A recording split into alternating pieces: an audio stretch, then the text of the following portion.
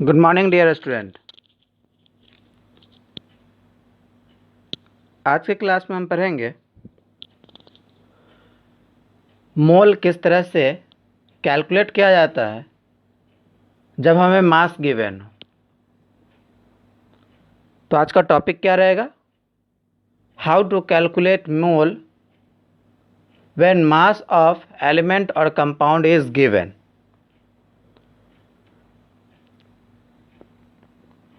Number of mole for elements equal to mass given in gram unit divided by atomic weight। तो इसे हम एक formula की तरह इस्तेमाल करेंगे। अगर आपको एलिमेंट का मास गिवन मालूम है तो उसे हम मोल में कन्वर्ट करने के लिए एटमिक वेट से डिवाइड कर देते हैं। Let's say molar mass of iron is 56। Then how much mole is of 100 gram of iron? 100 gram iron, that means how much mole? तो कैसे कैलकुलेट किया जाएगा? इसे मोल में कन्वर्ट करने के लिए गिवन मास को मोलर मास से डिवाइड कर देते हैं। That means number of mole equal to given mass 100 by atomic weight 56। ये क्या हो जाएगा? मोल।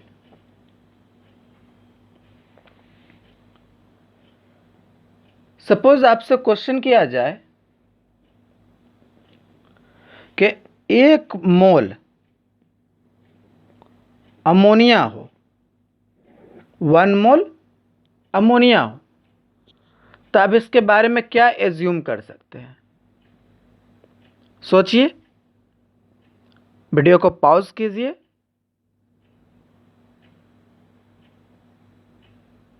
ओके, आई होप आपने सोच लिया होगा। I explain you.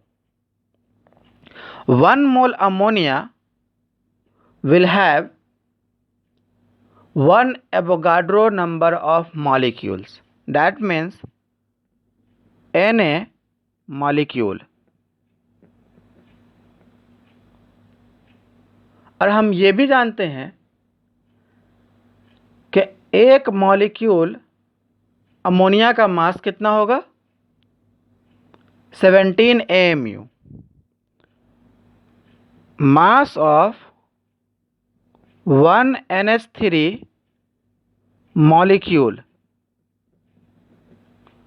is equal to 17 AMU। 17 AMU। अगर हमें कहा जाए कि 1 मोल अमोनिया का मास क्या होगा तो हम इजीली इसे एक्सप्लेन कर पाएंगे। किस तरह से? 1 मोल ammonia, that means the total mass of ammonia, total mass of 1 mole ammonia equal to mass of 1 molecule of ammonia into Avogadro number, that means 17 AMU into Avogadro number। Last class में हम लोग देख चुके थे कि AMU और Na का multiply 1 होता है, इन दोनों का मल्टीप्लाई 1 होता है, और इसमें यूनिट क्या आ जाएगा? ग्राम। That means 17 gram. 17 gram is the molar mass of ammonia. तो हम इस बात को जनरलाइज कर सकते हैं, इस बात को जनरलाइज कर सकते हैं कि mass of 1 mole of a compound, mass of 1 mole of compound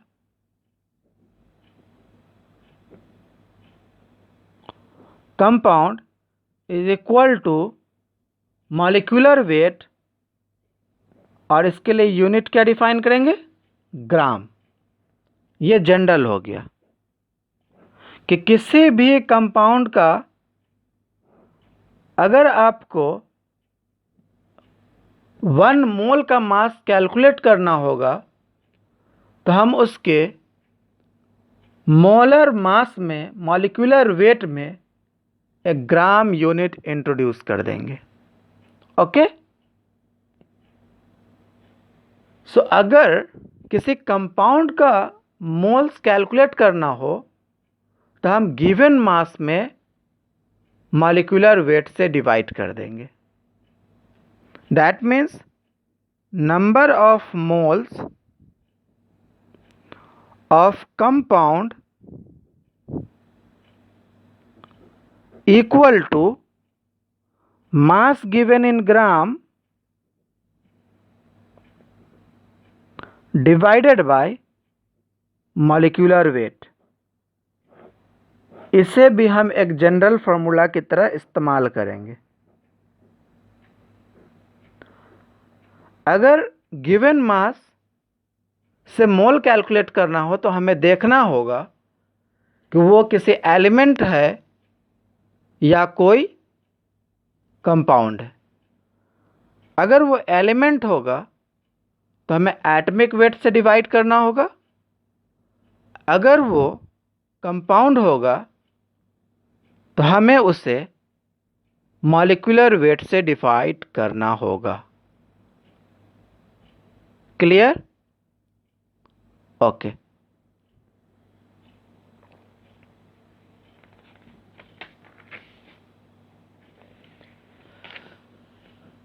suppose आपसे एक छोटा सा क्वेश्चन पूछा गया है कि 1 मोल H2SO4, इससे आप क्या समझते हैं? वीडियो को पॉज कीजिए और एकदम ये प्रीवियस कॉन्सेप्ट इस क्वेश्चन पर भी अप्लाई कर दीजिए। ओके, मैं आपको बताता हूं।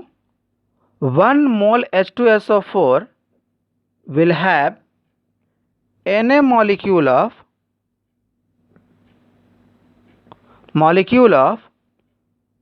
H2SO4।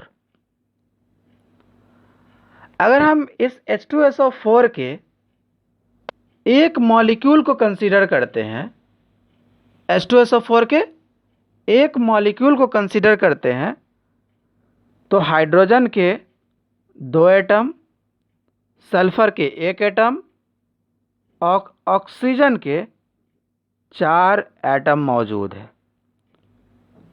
1 molecule H2SO4 will have 2 atoms of hydrogen, 1 atom of sulfur and 4 atoms of oxygen. तो अगर आपसे पूछ लिया जाए कि 1 मोल H2SO4 में हाइड्रोजन के कितने एटम, तो ये हाइड्रोजन का 2 एटम हाइड्रोजन के एक मॉलिक्यूल में, और आपसे पूछा जा रहा है कि 1 मोल H2SO4 में हाइड्रोजन के कितने atom.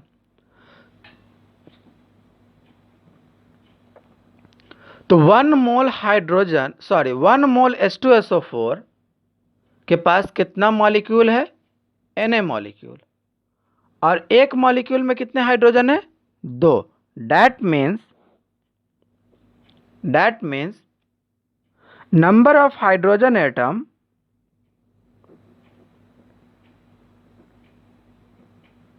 equal to 2 into Avogadro number.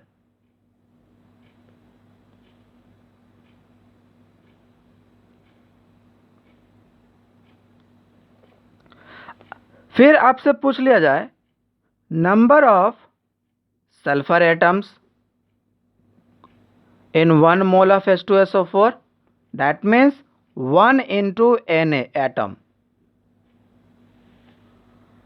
और फिर आपसे पूछ लिया जाए कि ऑक्सीजन के कितने एटम, तो number of oxygen atoms equal to 4 into Avogadro number. I hope ये सारी बात आपको क्लियर हो गई होगी।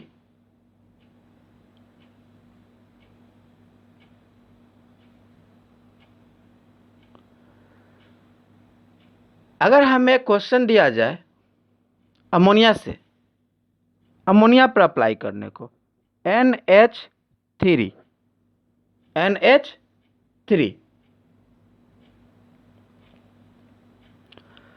तो क्या कहेंगे?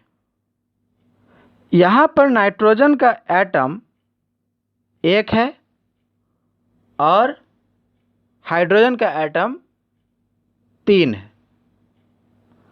इन दोनों को हम लोग इंडेक्स कहेंगे। जो भी नंबर किसी कंपाउंड में एलिमेंट के फुट पे होगा उसे इंडेक्स कहेंगे। ओके, 1 मोल अमोनिया, 1 मोल अमोनिया में नाइट्रोजन के कितने एटम, तो हम कहेंगे 1 मोल अमोनिया में नाइट्रोजन के एटम होंगे N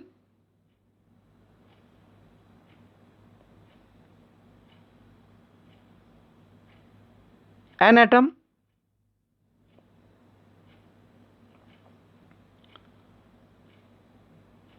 1 mole ammonia contain 1 mole of N atom. N कितने हैं? 1 मोल। और 1 मोल ammonia will also have 3 moles of hydrogen atom, 3 moles of H। तो क्यों न इसे एक जनरलाइज कर दिया जाए, इस टर्म को एक जनरल बना दिया जाए ताकि हम किसी भी कंपाउंड पर इसे अप्लाई कर सके। That means moles of any atom in a compound is equal to index into number of moles of compound taken, number of moles of compound taken, कि जो भी मोल कंपाउंड आपने लिया है उसमें एटम के मोल्स को पता करने के लिए आपको उस मोल्स में इंडेक्स से मल्टीप्लाई कर देना होगा। ऑल्दो ये बहुत ही इंपॉर्टेंट है, ये वाली बॉक्स हम इसे आगे की क्लास में बहुत ज़्यादा इस्तेमाल करेंगे। ओके, चलिए अब कुछ छोटे छोटे प्रॉब्लम करते हैं और इस प्रॉब्लम को आपको बिल्कुल थियरी की तरह कंसीडर करना है। ओके, मैं 3-4 न्यूमेरिकल प्रॉब्लम करता हूं और इस प्रॉब्लम को आपको थियरी की तरह कंसीडर करना है और बिल्कुल इसे थियरी की तरह याद भी रखना है। Okay, so question first.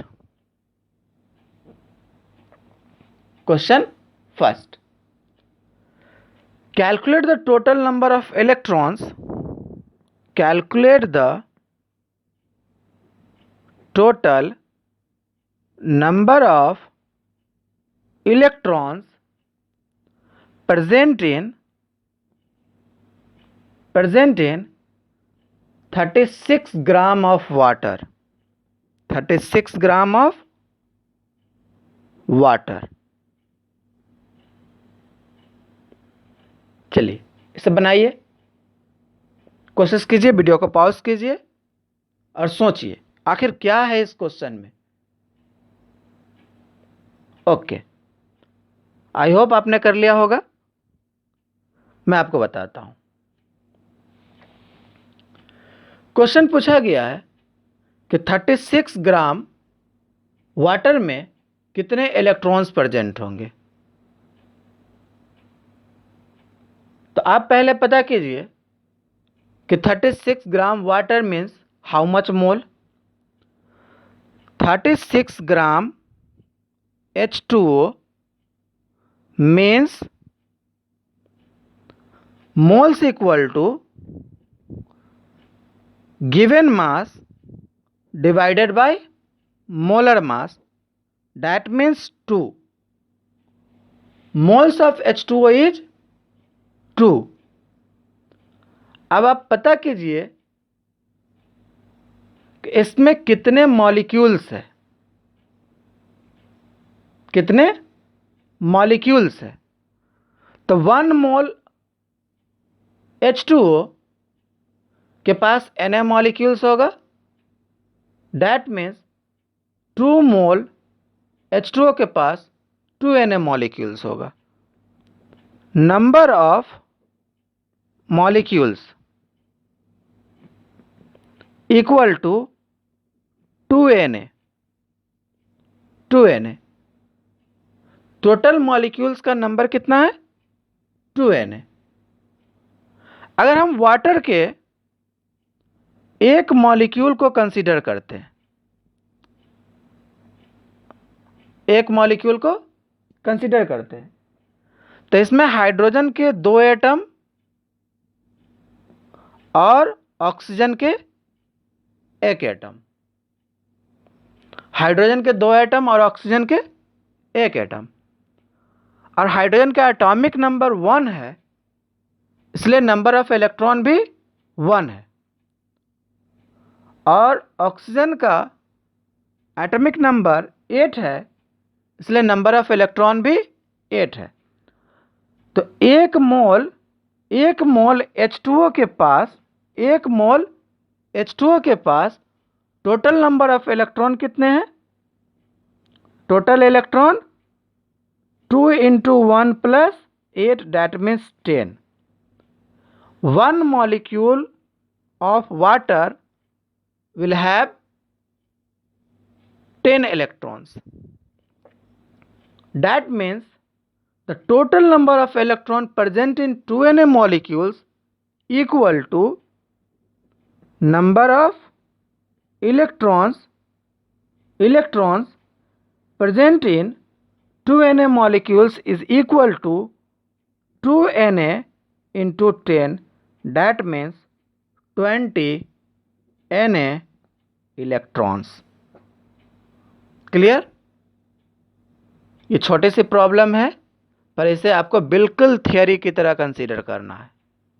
Okay, चलिए कुछ और भी क्वेश्चन करते हैं.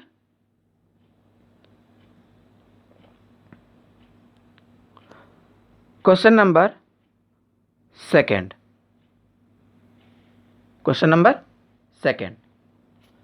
Calculate the total charge present. Calculate the total charge present in carbon, in coulomb. Calculate the total charge present in coulomb on 27 gram of Al3 plus.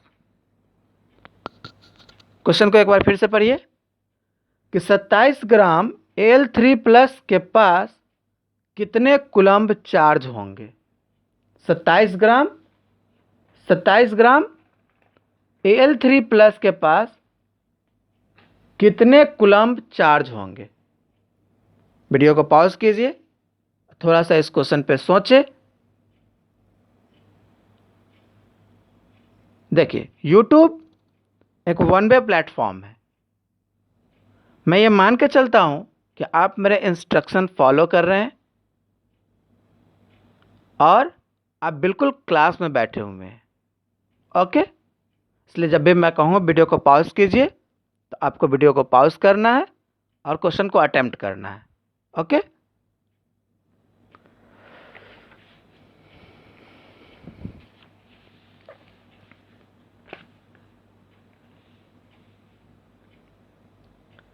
तो चलिए हम लोग साथ मिलकर क्वेश्चन को सॉल्व करते हैं। गिवन है कि Al3 प्लस का वेट कितना है, 27 ग्राम। अगर Al3 प्लस 27 ग्राम है तो ये कितने मोल्स होंगे। बिल्कुल सही, 1 मोल। और ये अगर 1 मोल है तो ये क्या है, Al3 प्लस, तो इसके फंडामेंटल पार्टिकल क्या होंगे। बिल्कुल सही, आयन। ओके, आप बोल रहे हैं मैं सुन रहा हूं आपकी बात। ओके, ऐसा ना सोचे अरे सर तो है नहीं, कोई बात नहीं, ठीक है, सर आपके सामने है, बिल्कुल सामने है। फंडामेंटल पार्टिकल इलेक्ट्रॉन्स है, इसलिए number of fundamental particle ions है, इसलिए टोटल आयंस का नंबर Na हो जाएगा। अगर हमारे पास देखा जाए तो इस Al3 प्लस में कितना चार्ज है। आप ऐसे सोचें कि अगर ये Al ओरिजिनली होता तो इसमें 13 इलेक्ट्रॉन होता और 13 प्रोटॉन होता।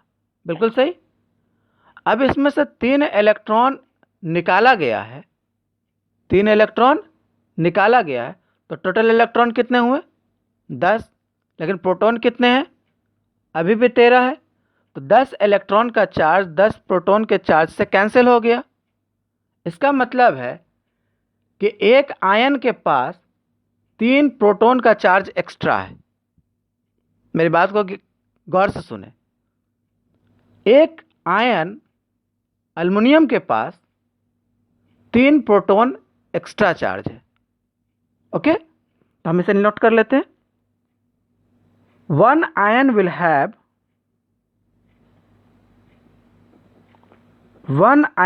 Have 3 proton charge, 3 proton charge. ये बात समझ में आई या नहीं। अगर हम इसे कूलम में कन्वर्ट करना चाहें तो लिख सकते हैं 3 इंटू 1.6 इंटू 10⁻⁻19 कूलम। ये कितना चार्ज है, 3 इंटू 1.6 इंटू 10⁻⁻19 कूलम एक आयन पर चार्ज है, एक आयन पर। तो आपको पता होगा कि कितना आयन है हमारे पास, Na आयन है।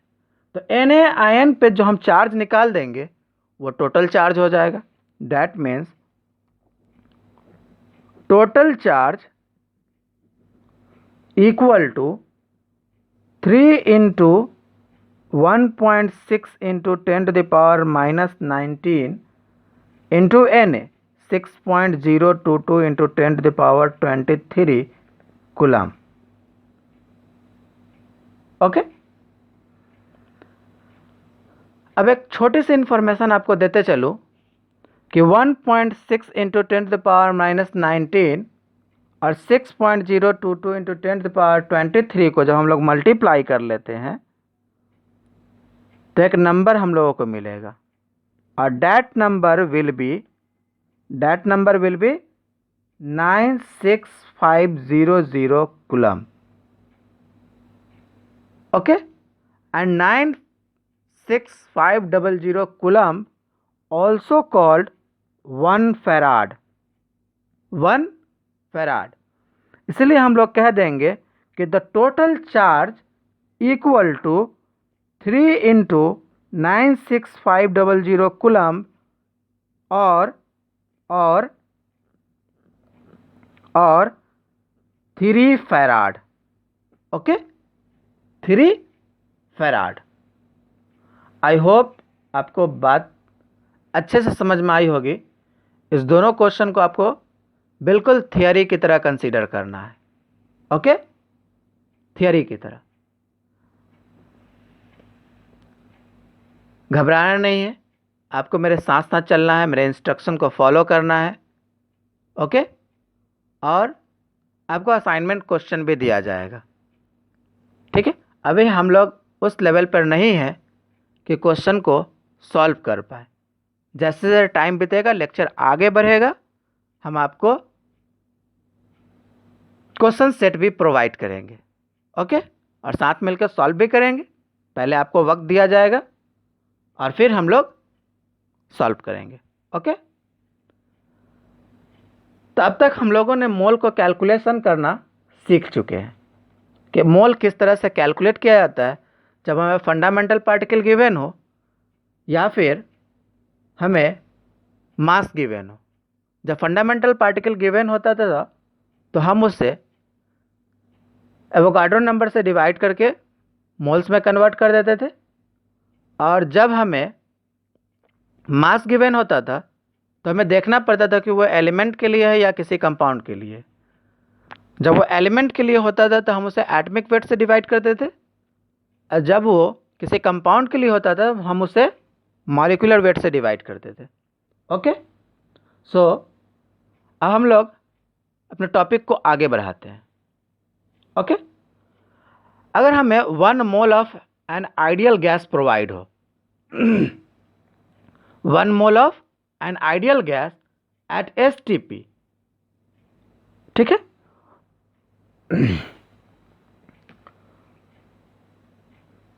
1 मोल of any ideal gas at STP. STP means standard temperature and pressure. Always occupy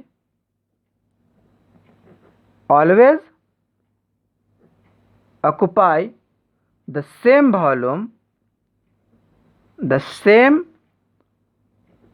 volume equal to 22.4 litres. अगर आपको कोई भी गैस दे दिया हो और वो गैस आइडियल होगा तो ये निश्चित है कि STP पर उसका वॉल्यूम 22.4 लीटर ही होगा. STP means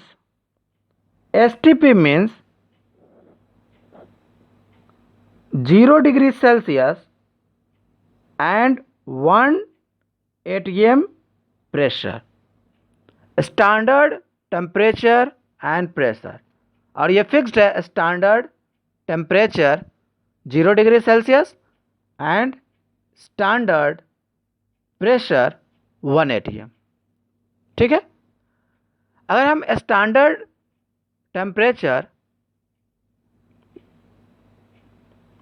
0 डिग्री सेल्सियस ही रखे और स्टैंडर्ड प्रेशर को 1 बार कर दे तो ये वॉल्यूम 22.4 से बढ़कर 22.7 हो जाएगा.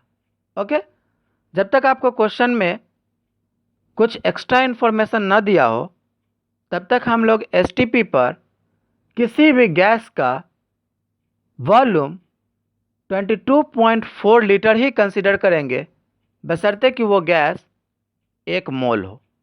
ओके,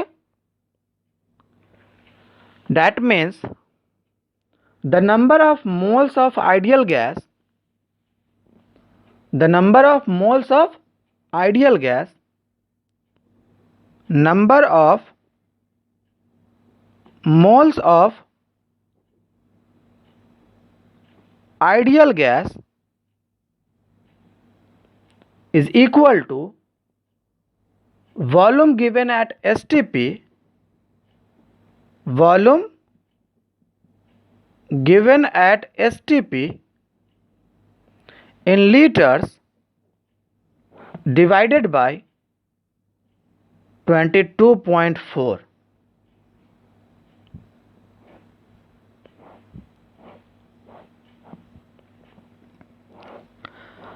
अगर हम मोल कैलकुलेट करना चाहें और वॉल्यूम मिलीलीटर में दे रखा हो गिवन वॉल्यूम, तो हम नीचे वाले यूनिट को भी मिलीलीटर में कन्वर्ट कर लेंगे और उस वक्त हमें 2400 से डिवाइड करना पड़ेगा। ओके, चलिए आज के लिए इतना ही। नेक्स्ट क्लास में हम लोग इस टॉपिक पर क्वेश्चन करेंगे और डिफरेंट वैरायटी के क्वेश्चन सॉल्व करेंगे और देखेंगे कि आखिर ये मोल कॉन्सेप्ट किस तरह से प्रॉब्लम को सॉल्व कराता है, और इससे आपको बहुत सारा आइडिया भी मिल जाएगा कि मोल कॉन्सेप्ट में किस तरह के प्रॉब्लम आते हैं और कैसे इसे सॉल्व किया जाता है। ओके, तब तक के लिए थैंक यू।